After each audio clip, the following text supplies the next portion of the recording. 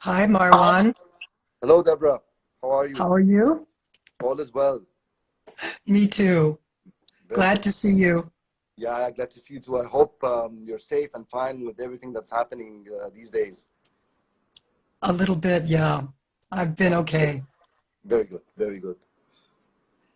Well, it's wonderful to see you here at this talk. I'm Deborah Young, just for our audience, and I'm a film critic for The Hollywood Reporter.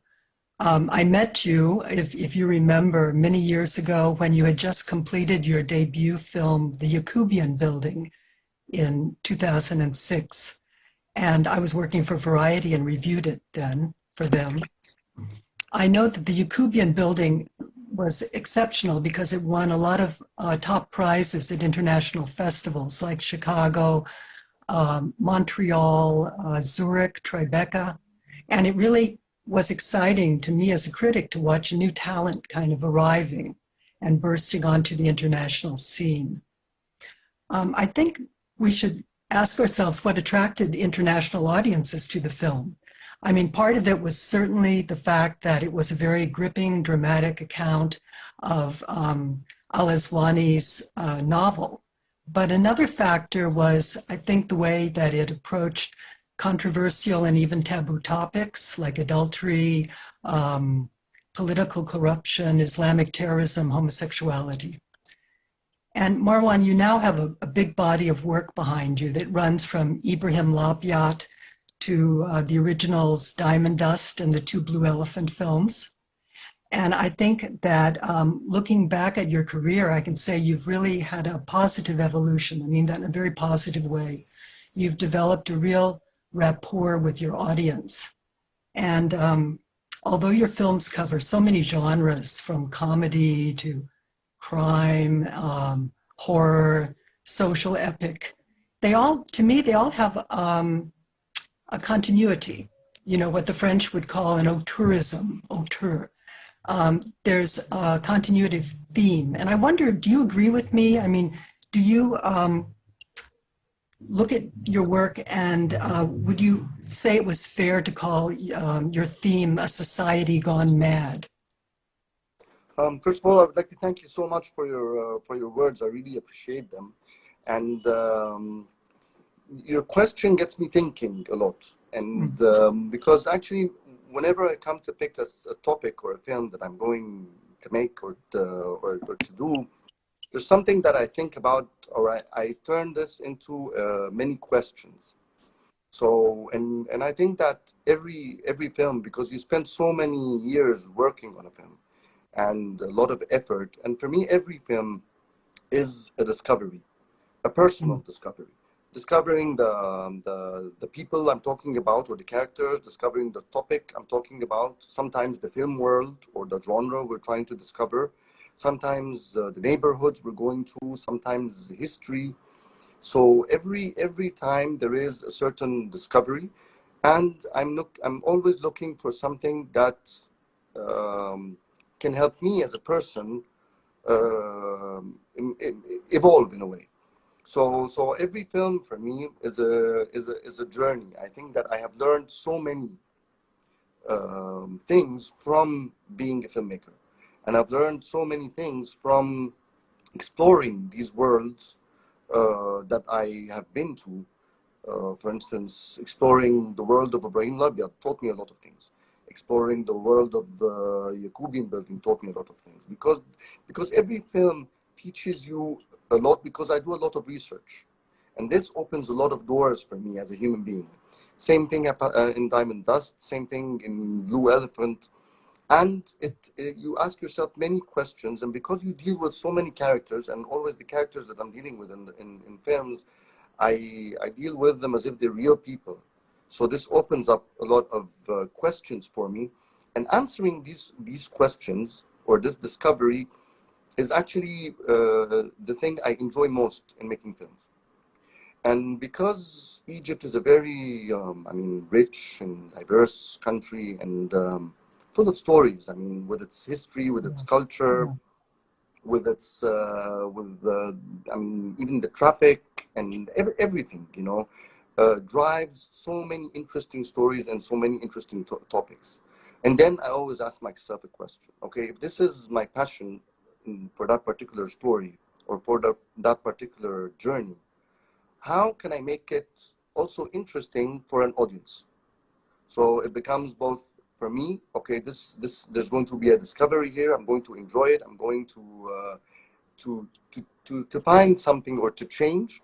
And at the same time, how can this be appealing for an audience, any audience, whether the Egyptian audience or sometimes an audience, an international audience.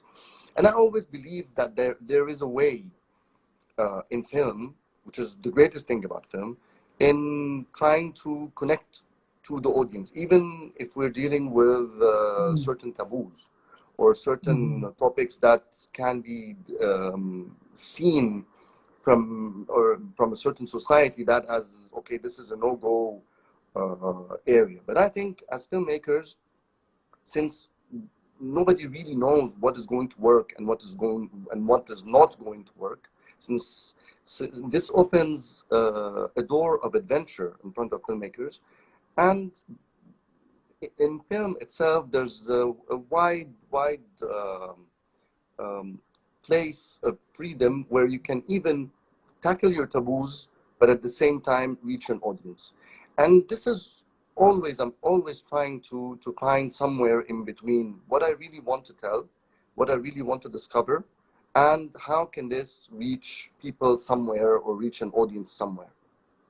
A lot of your viewers right now are asking a question, which is, how do you choose your scripts? Do you initiate the script and then look for a scriptwriter, or do you select scripts for different reasons? Okay, usually I'm very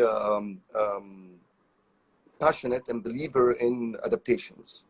So a lot of my work was based on adaptations, even in film school. So when I was in film school, I did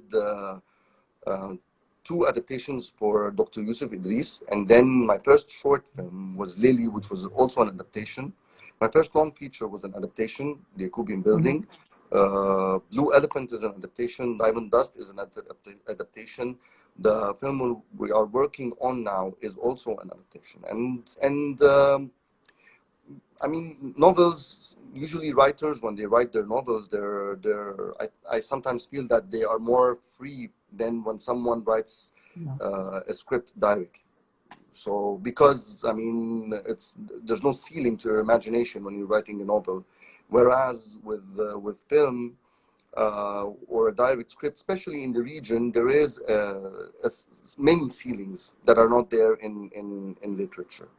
And sometimes I think, okay, if Blue Elephant 1, for instance, was not a very successful novel, and it was just the original script, maybe it would have never been done. So I believe very much in. So this is the first thing. If I find a book that I really love, and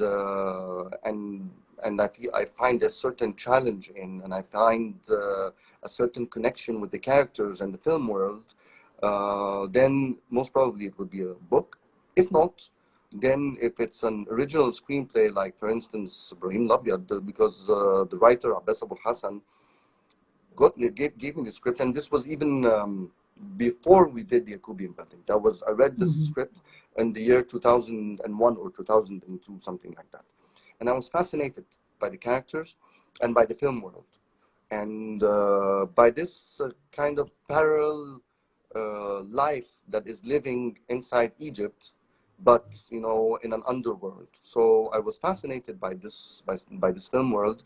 I was fascinated by the people, and the amount of research that he did for that film, and the great authenticity that was there in that film. So I fell in love with the script from day one. And then we managed to do it after the Yacobian Building. So really, it really depends on how, or on sometimes it's a literature source. Sometimes someone will come with a script. Sometimes we will like brainstorm. Like for instance, Ahmad Murad, the writer of The Blue Elephant, and myself decided, why not do a Blue Elephant Part 2. And then it was initiated like that. So I think every film is a special case. You haven't mentioned actors. I mean, are you interested in the new actors in Egypt, and do they inspire you to make a certain kind of movie, or do they come later? I think for me, the character comes first. So, I mean, and after the character, I try to imagine or to cast someone that you wouldn't expect to play that role, which is very important for me to casting an actor like that. And usually I work with I've been so lucky working with many actors. So lucky. I mean, working with Adil Imam, working with Yusra, working with Noor al-Sharif. I've worked with real legends, and this taught me a lot, especially in the beginning of my career. So I mean, working with a legend like Adil Imam, he was the first actor that I shot, really added a lot to me and to my knowledge and to my relationship with actors later on. And then I've had brilliant experiences with Khalid Sawi, with Hind Sabri, with Esri Yassin, Maged Kidwani, Minna Shalabi, Karim Abdelaziz. And it's always that there would be a role where each and every one of them gave it everything. I mean, because there was a certain kind of transformation that was needed for all those characters, and there was a certain kind of effort needed, and I think the fact that most of these characters were characters that did not play before, had a great impact on the success of the characters and on our relationship together, because again there was this discovery for both of us, for the actor and myself, into trying to discover this character, to trying to discover how he feels and how he became that person. Of course, Ahmed Saqqa, Ibrahim Labid, also Mahmoud Abdelaziz. I mean, I was lucky enough to work with great names. Very great. I think in almost all your films you have exceptional actors. I think they are exceptional actors and I was very lucky working with them, and the amount of effort they do, and I mean the effort, and I can say that in many times they put their hearts in front of camera. So I mean they just put everything in front of camera, and this comes when there's a certain amount of trust between the director and actor. So between you and them. Yes, they would, and this comes because we really talk a lot before we work. We discuss a lot, and we try to find something that is fresh in front of camera for them as actors, and for myself as a director, and for the audience too. And I think when there's a certain time when it becomes like, okay, we're doing something for a film school. When we reach that level of enjoyment and joy working, I think magical stuff comes in front of the camera. You know, talking about actors, I just wanted to mention that I really enjoyed The Originals. I saw it for the first time recently, and it's got that wonderful actor who was also in Diamond Dust, right? Majed El Kadawi. And Yes. I like the actress very much, Mena Shalabi. Yes. They're both in those two films. And also there's a kind of, they're very different pictures, very different. But somehow there seems to me a kind of a continuity. I mean, The Originals is about a man, an ordinary bank employee who's suddenly pushed into this role of being a secret agent or spying on people for these mysterious secret services. It's like an American Walter Mitty, by which we mean somebody who dreams of being great, although they're a very ordinary person.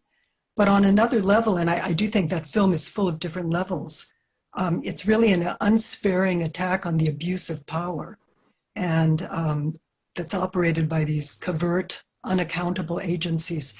Unfortunately, it's not an Egyptian problem. It's universal by now, you know, the way we're all being spied on. But I was just struck by one line of dialogue when the Secret Service man Rushdie says, "When systems malfunction and the country collapses, we appear." Do you think our society has reached that point? Okay. When we started when the originals came up, it was Ahmed Murad's idea, and I thought it was a brilliant idea because back then in 2016, this is when the fear of like what is going on, everything. I mean, we're under surveillance all the time. I mean, you get all those leakages all the time, all those stories that are happening all the time, and like, are we really aware of that or not? And at the same time, there was I see the character that Meg did a lot in the streets. And maybe we see such a character a lot. You see him in a supermarket, you see him everywhere. You can bump into him. And it is the man that is living the corporate world dream. This corporate world dream that for many people at one point, they just realized and just discovered that it was a big lie. And when you reach a certain level and a certain salary, that most probably your career ends in this corporate world. And this is when you've been taking loans from banks, your kids are like old enough when they need more money from you. This is when you cannot be really independent. This is when this is the worst time of your life because you get a big salary, but you got huge expenses.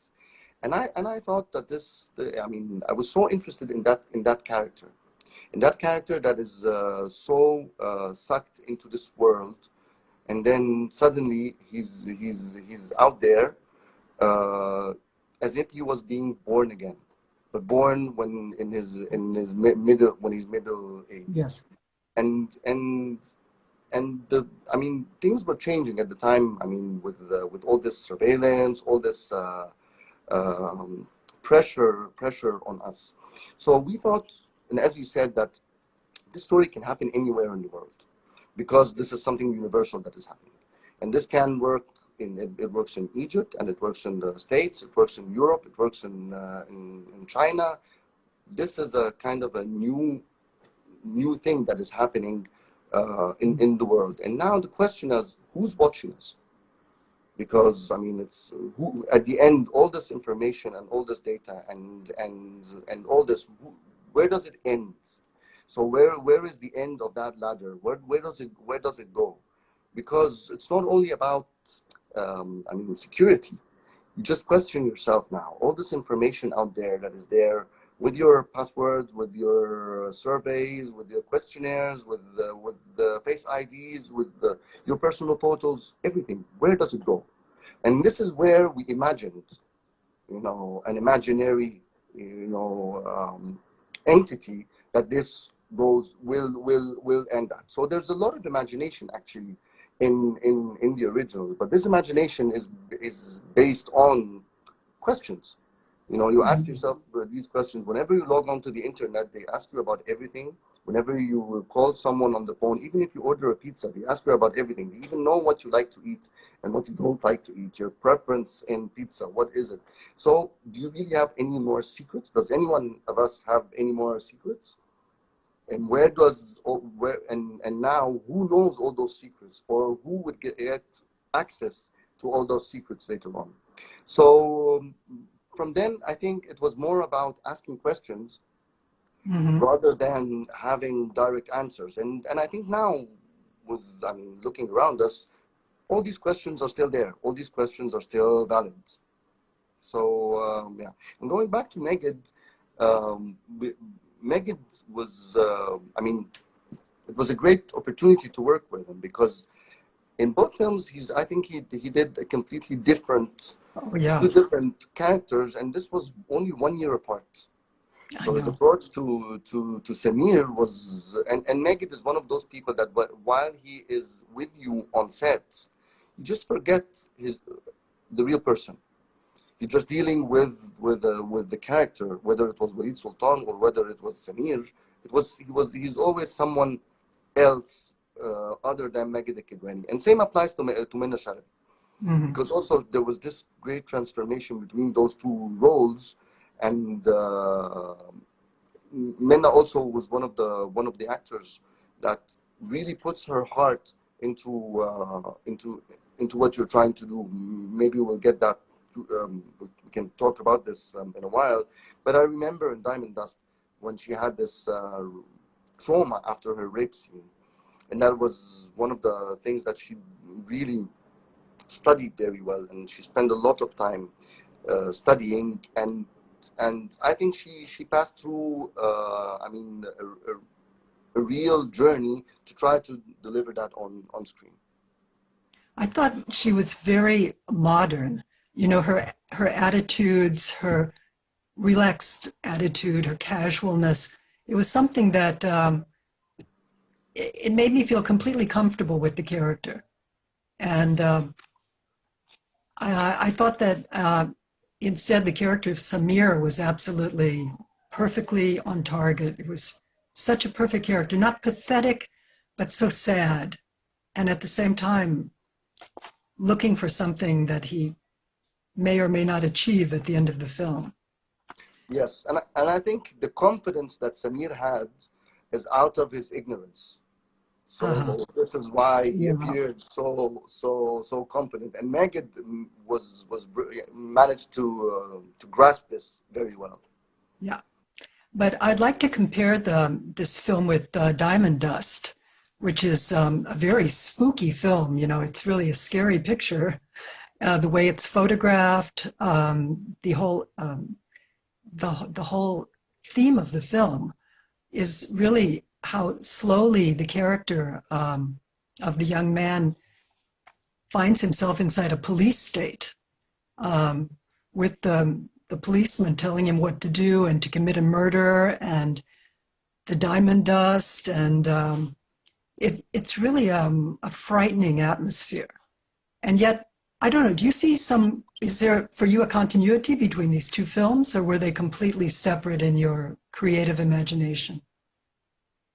Although I mean they were done so closely, I mean 1 year apart, I think, but we never planned a continuity between both. Maybe there's something that came out that was not intentional, but when it came to Diamond Dust was already a very famous and successful novel. Written by Ahmad Murad, and it did very well. It was a bestseller. And when we came to work on that novel and transform it into a script, which was also written by Ahmad Murad, I mean, there's something fascinating about the story itself, because the story is, I mean, sometimes the actual story is the hero, and then sometimes the backstory becomes the hero, and then the film or the novel and film, they're just going between both. And I thought about this a lot, and because I mean, through the parallel stories of Taha and his father, you get to know a lot of things, and you get to know a backstory that is both personal and at the same time based on events that are political and have to do with the country itself, that led to a certain point in the film. So what interests me most was the fact that this is a father-son story, but Exactly. a father-son, a very unique father-son story that has great changes in the emotions, because Taha, the son, suddenly discovers that his father is someone completely different than what he knew about. He's not a victim, and this great emotion that he had towards him turns into anger sometimes, and then turns into a kind of an inheritance sometimes. So this link, I mean, that really grabbed me to the novel, that was there in the novel, and also I think in the film, starting from a very small like relationship between a son and feeding his father because his father's diabetic, them alone in an apartment with just a small lamp. And this very minimalistic kind of life, those two very lonely people, and then leading to all those events. I think this was something that was very interesting for me in that film. This spookiness of how may huge events like this really affect, among time, a very simple character like Tom.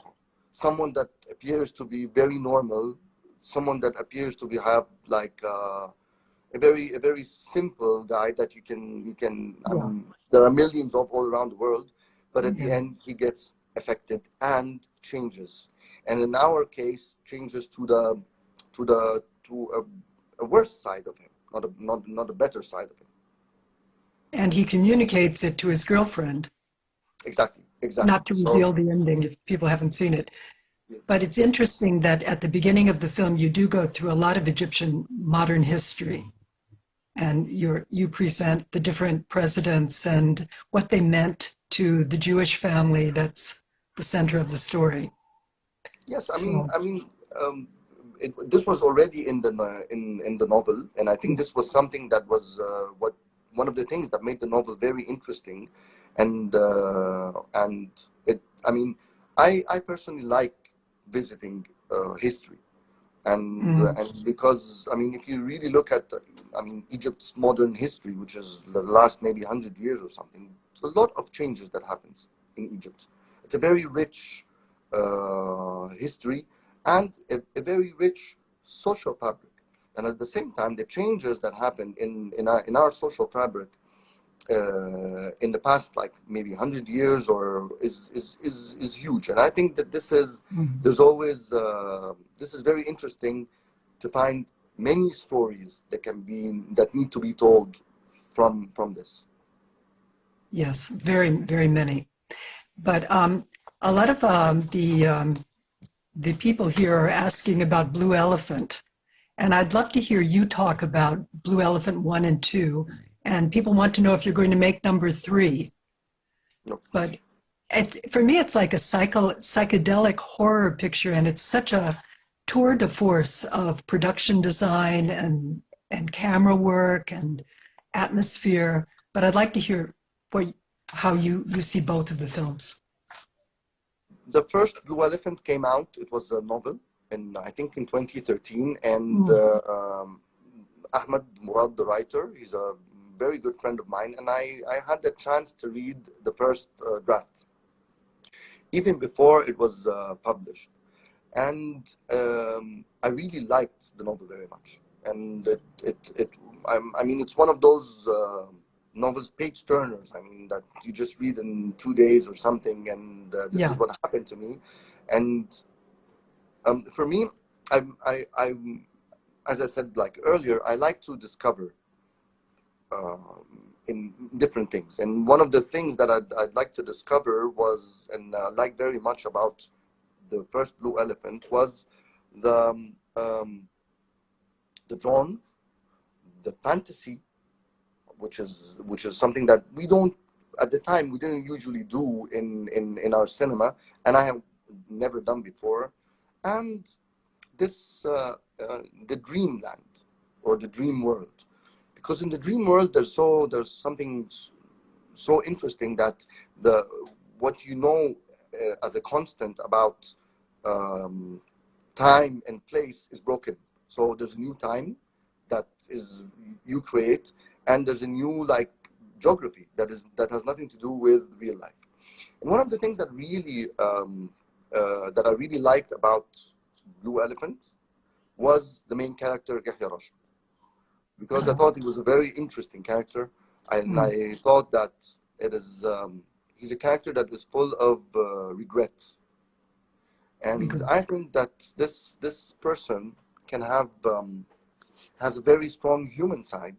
That what he's trying to do is it's a kind of he's trying to cleanse himself all the time, and then started, okay, let's do the Blue Elephant. At the time, this was I think in 2013, This all started 2012 and then 2013. And we never had any expectations. The novel was a big success. And I thought that this is something that gave us like a kind of a push that maybe the film is also can be successful. And the film did very well at the time. It did very well in... Relevant one. Yeah, Blue Elephant one. Okay. Yes. It did very well. It did very well in Egypt. It did very well in the Arab world, and then it did super well in when it was in television and and something about the Blue Elephant is that we really had fun doing it. We really enjoyed ourselves doing it. It was something of something, because we're doing something that is actually, it's a fantasy. It's not real, but we dealt with it, whether in one or in two, as if it is something real, and it is something that exists. And this was a great joy. It's the joy you get when you, it's like dreaming a dream and really believing that this dream is real. So our journey with Blue Elephant was something like very close to that. And I think whether the writer, myself, the production designer, the DOP, the actors, everyone has this experience. So after a while, what made us like think, okay, why not a Blue Elephant 2 is like two reasons. That people had something with Blue Elephant 1, a certain connection that many people were asking us. Many people were asking us about a Blue Elephant 2, and at the same time, there's this kind of joy that we missed, that we wanted to feel again. Although shooting the Blue Elephants, either one of them, is always very stressful because we're always under budget. So no matter how big the budget is, you're still under budget. So we're always stressed on time. We're stressed with monies. There's always long days of shooting, trying to achieve something that we cannot achieve during the day. Lots of visual effects. Visual effects take time. It's always like, okay, we thought it would take less, but it's taking more. But at the end, there's a certain joy that I think, helps us make Blue Elephant. And I think that in both films, the audience felt that. In the second film, there was a big challenge. And this challenge was in the first film, there was Khaled Sawi played the villain, and he was a great success. Sharif Kordi or Nail playing the two characters, and he was very, very successful. And in the second part, the great challenge was having a female villain. So, and this was, I don't think it's very common also in Egyptian cinema. And even in commercial cinema, it's not very common. And we thought that, this was, for us, we thought that this is a make it or break it thing for the film. So this character is the most, because Yahya Rashid, we have tested him in the previous film, and people like him. And now the villain is the real, new thing that is going to be in Blue Elephant 2. And we contacted Hind for that, because for many reasons. So Hind Sabri is like, she has never done something close to this before. And at the same time, I would trust very much such a character with such responsibility with the Hind. Her approach and her talent and her how she would carry this character, I think was something that the character needed very much. And it took a while to convince.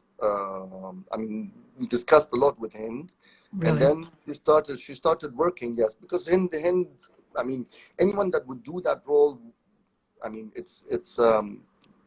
it's normal to have your fears before accepting such a role, and especially that there's another like big pressure on her, which is the fact that Khaled Sawi was a big hit in Blue Elephant 1, but she gave in everything to the character, whether the homework and the preparation that she has done, which is months before, and on the shoot. And I think that Karim Abdulaziz and Hind Sabri, both of them, because most of the film they're both in one room together, they had something of great energy among themselves, and both of them performed greatly together. For me, Hind is such a professional, and you could see that she was giving that role a kind of a realism that, in the context of all the creative and surreal elements in the film, created even more uncertainty in the viewer, no? Because you can feel that she's a real person in certain moments with her problems and her, and is she crazy? Is it a fantasy or not? It worked in a strange sort of way. It really worked, I thought. Yeah, and also I think because one of the things in Blue Elephant 2 was the fact that the villains are two female roles. So one of them is Hind, and the other is Nelly Karim. And Nelly was, she had, her role in part one was quite different, because in part one her role was basically a romantic character, more and then it ends by her marrying Yahya. But in the second film, her role needed a little bit more, and Nelly also was, in a very subtle way, managed to transform her performance between whether we needed to doubt whether is she a crazy mother that is going to kill her child, is she going crazy for real, is she the villain, or is it him the villain. But for us, one of the interesting things in Blue Elephant 2 was having two girls that are like the two villains versus one main guy. Right. Well, I mean, it's actually a fabulous role because, I mean, for a real actress, it gives you another dimension that you wouldn't normally be playing. Yep. No, really, it's amazing. So is there going to be a Blue Elephant 3?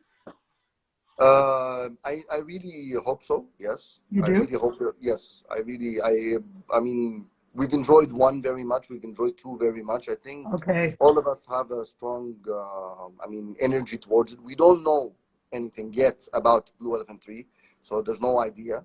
But I think we all, deep inside us, I think we would want to make a Blue Elephant 3.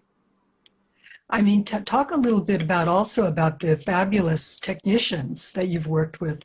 I think your director of photography is always the same, Al Morsi. And I mean, the atmosphere that you create in all your films, not just Blue Elephant, but in all of them, is very distinct and very, very, it pulls you into the film so much. It always seems like the budget is a high budget and the production values are very large, but maybe that's not the case.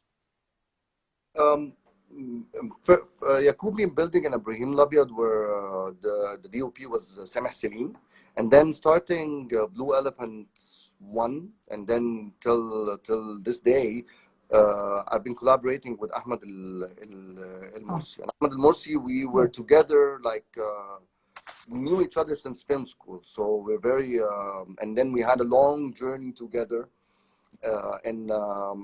as assistants and as trainees and then our first collaboration was Blue Elephant 1. And I think we're super fast working together, as in, we understand, because we have a lot of discussions before. I'm a person that likes to do a lot of prep. So if I'm shooting for 36 days, for instance, a film, or 38 days, I would be doing scouts for 40 days before. So just to try to study as much as possible what is going to happen, what do we really want, because no matter how much money you have, the money that you have is always less than what you need. Okay. And I believe very much that there's a lot you can achieve if you are very well organized and if you do a great effort. And this is something that we do together. We take very fast decisions, and decisions that are based on our knowledge of what we really want to achieve, even though we juggle between different styles. So the style in the originals is very different than Diamond Dust, very different than our approach in Blue Elephant. But we always make plans that help us achieve much more than what we have. And I think sometimes great effort manages to help and push production value.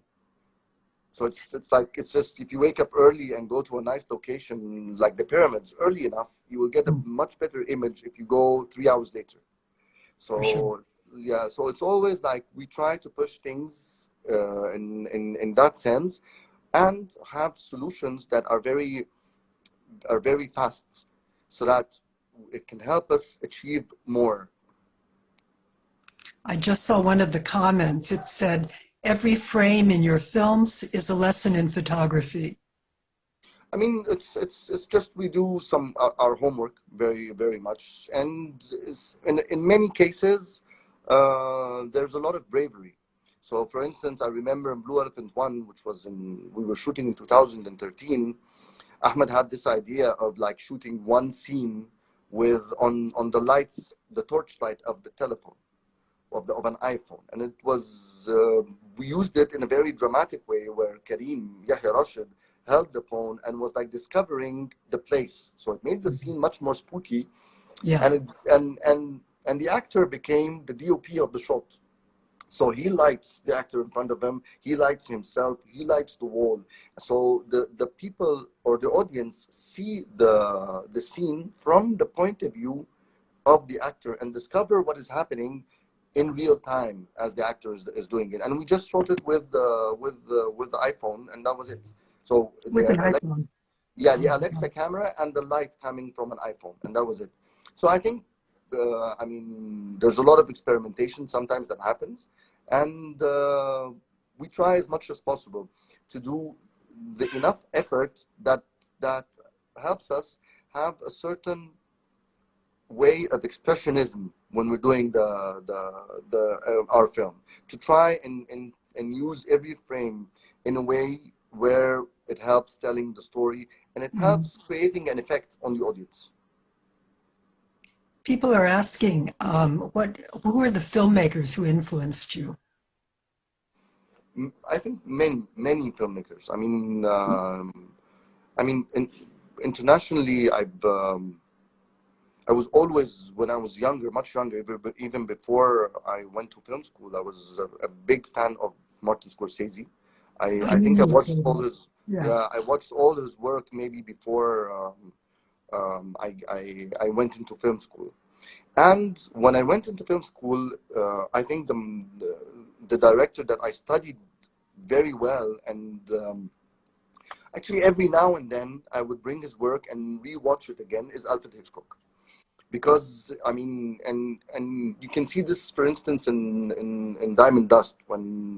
Before I direct Diamond Dust, I rewatched a lot of Hitchcock, and I even reread his book with Francois Truffaut, because Hitchcock was one of the directors that really thinks a lot about the audience and how he can make an effect on the audience. So I rewatched his work and rewatched Psycho, for instance. Oh yeah. And because I think that he had a great influence on how I think. Also, I always go back to Citizen Kane and Orson Welles, because sometimes before working on something, I just need this kind of clarity of just going back to the basic rules and fundamentals of how just to tell a story in a way that addresses an audience. I like Quentin Tarantino very much. I like Francis Ford Coppola very much.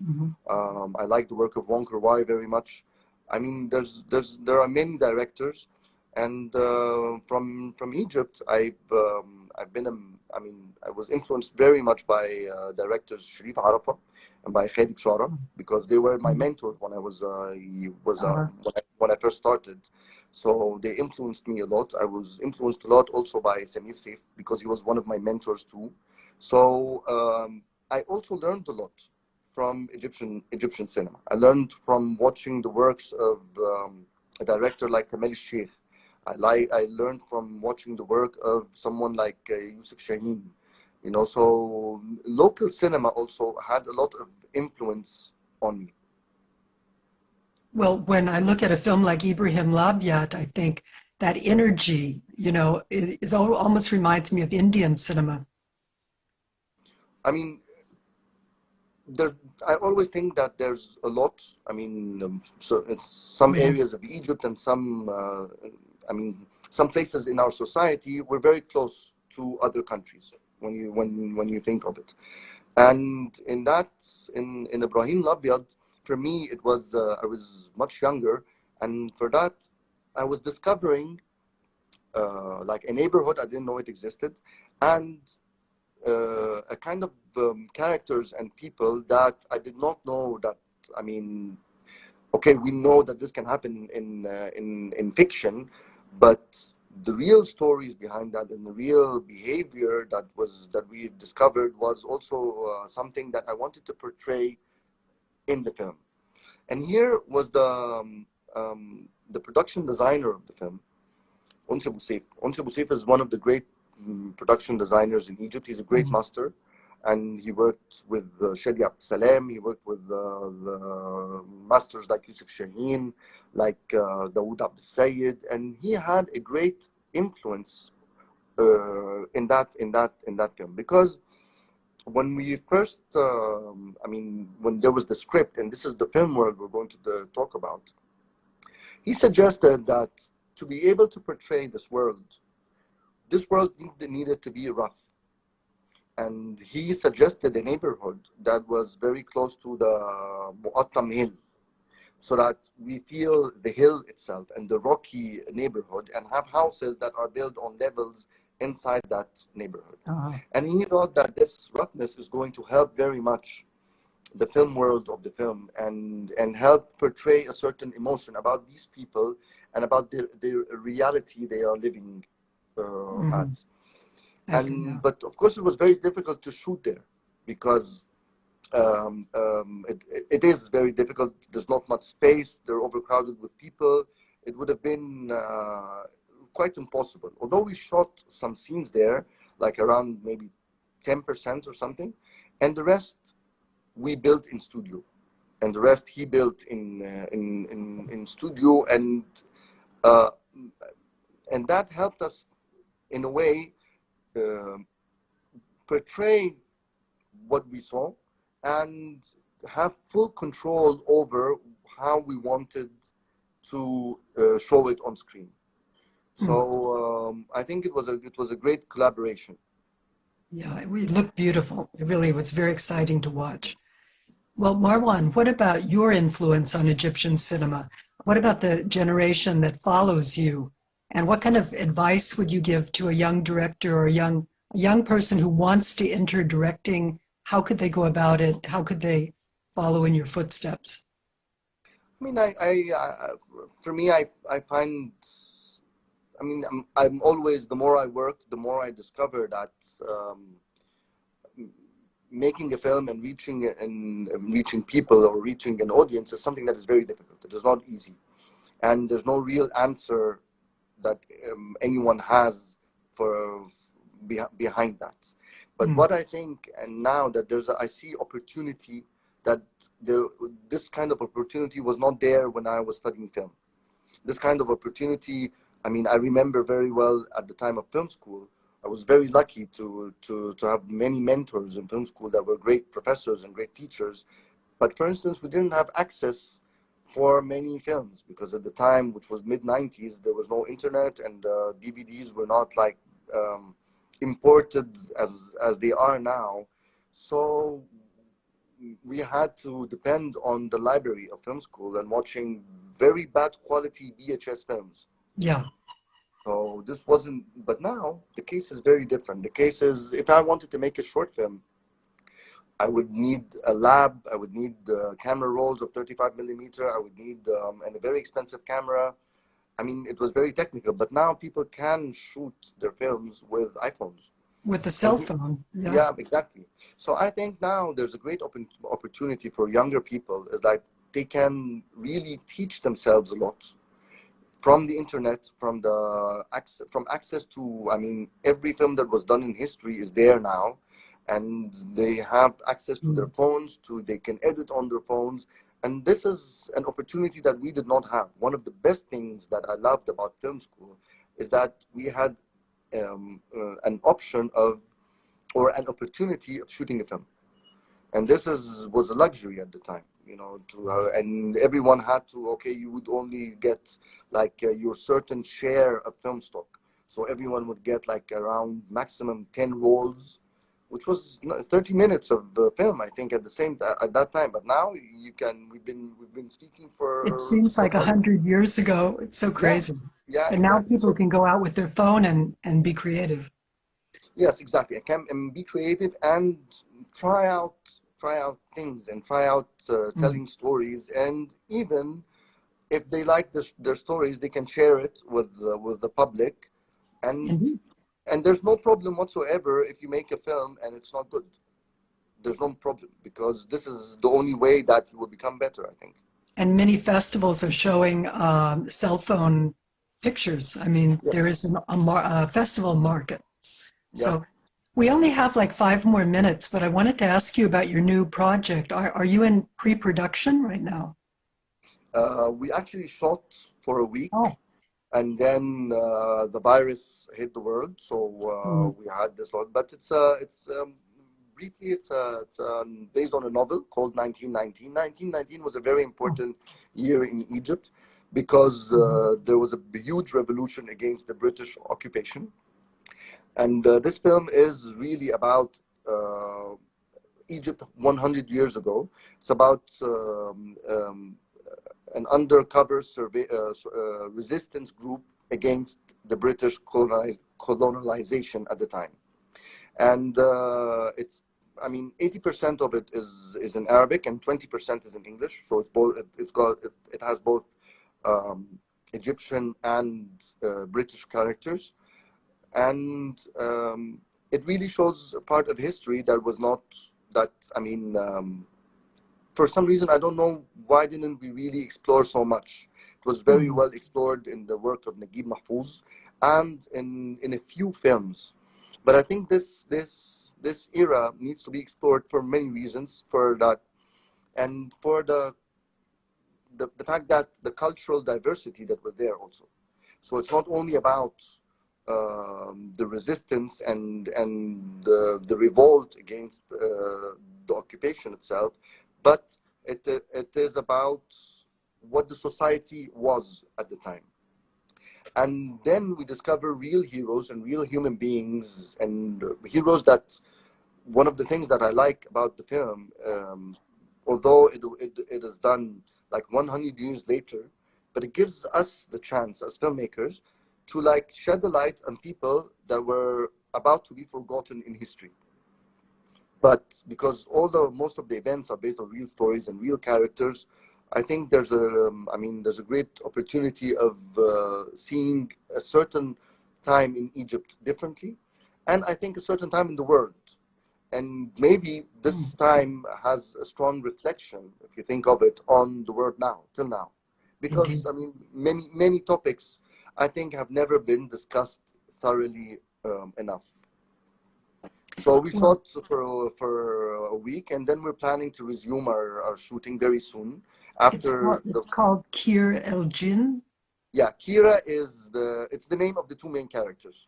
Okay. And it stars both Karim Abdelaziz, who was with us in Blue Elephant 1 and 2, and Ahmed Aziz, who's is a big star also in Egypt. So we've got two big mega stars, and they are the two friends. We also have, I mean, it's a big cast. Hinsab is also with us in the film. Oh, great. And yeah, so I mean, looking forward to resume work.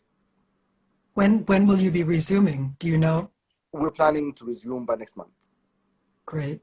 Well, I wish you a lot of luck, and thanks so much, Marwan. It's strange to have this conversation over Instagram, but I hope we'll have an occasion to do the same thing live together someplace, someday. Thank you so much, and thank you for your questions. It was a real pleasure. Thank you so much.